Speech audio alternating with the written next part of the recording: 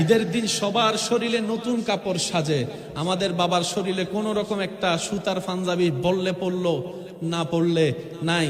সেই ঐতিহ্যবাহী 2 বছর আগের জুতা এখনো চলতেছে, কিন্তু সন্তানের পায়ের মধ্যে নতুন জুতা চকচক করতেছে।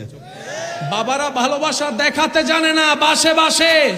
মনে রাখবেন, মারা সহজে দেখাইতে পারে, বাবারা দেখাইতে পারে না। মারা বুকের মধ্যে নিয়ে ভালোবাসা প্রকাশ করতে পারে, আর বাবারা সন্তানের বিরহে অন্ধকার রুমে একা একা কান্না করে করে বালিশ বিজাই দুনিয়াকে দেখতে দেয় না। বাবাদের ভালোবাসা বাবাদের শরীরের গান দিয়ে প্রমাণিত হয়। কথা বলেন ঠিক কিনা? বাবারাও ভালো, কিন্তু সচরাচর দেখা যায় কার ভালোবাসা? মা। এবার আপনি অসুস্থ হলেন, আপনাকে মেডিকেল ভর্তি করালো, ডাক্তার বললো যে কমপক্ষে 1 সপ্তাহ আমাদের কাছে রাখতে হবে, আপনারা 24 ঘন্টা ভালো করে একটু দায়িত্ব ভাগ করে ডিউটি করবেন। এখানে 24 ঘন্টার ভিতরে ভাই ডিউটি করবে কয় ঘন্টা? মা ডিউটি করবে কয় ঘন্টা? সর্বোচ্চ কে বলেন বলেন।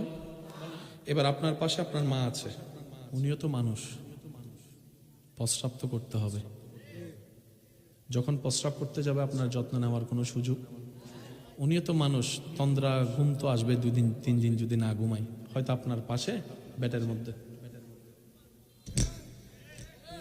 1 সেকেন্ডের জন্য হলেও তো ঘুমাবে। এই 1 সেকেন্ড আপনাকে যত্ন নেওয়ার কোনো সুযোগ? গোসল তো করতে যেতে হবে, সে সময় যত্ন নেওয়ার সুযোগ? খাইতে তো যেতে হবে, সে সময় আপনার যত্ন নেওয়ার সুযোগ? ঘুমাইতে তো হবে মানুষ হিসেবে, যত্ন নেওয়ার সুযোগ? এবার বুঝতে পেরেছেন আল্লাহ কেন ঘুমায় না? আমি শুনি নাই, আরো জোরে বলে। এবার আল্লাহ পাক বলে, তোর মা তোকে সবচাইতে ভালোবাসে, কিন্তু ঘুমের কাছে হাত তো ঠিকই মানে 1 সেকেন্ডের জন্য মানে। এবার বুঝলি বান্দা, লা নোম কেন? আমি আল্লাহ কেন তন্দ্রা যায় না, কেন ঝিমাই না, কেন ঘুমাই না? কারণ 24টা ঘন্টার প্রত্যেকটা সেকেন্ডে আমার সৃষ্টি আমাকে স্মরণ করে, আমাকে ডাকতে থাকে, আর আমি আল্লাহ সর্বদা প্রস্তুত আমার সৃষ্টির জন্য। হায় হায় হায়। শুনেন, যিনি দেয় দয়াবান, তিনি আবার পরে অহংকারও দেখায়, আমি দিয়েছি।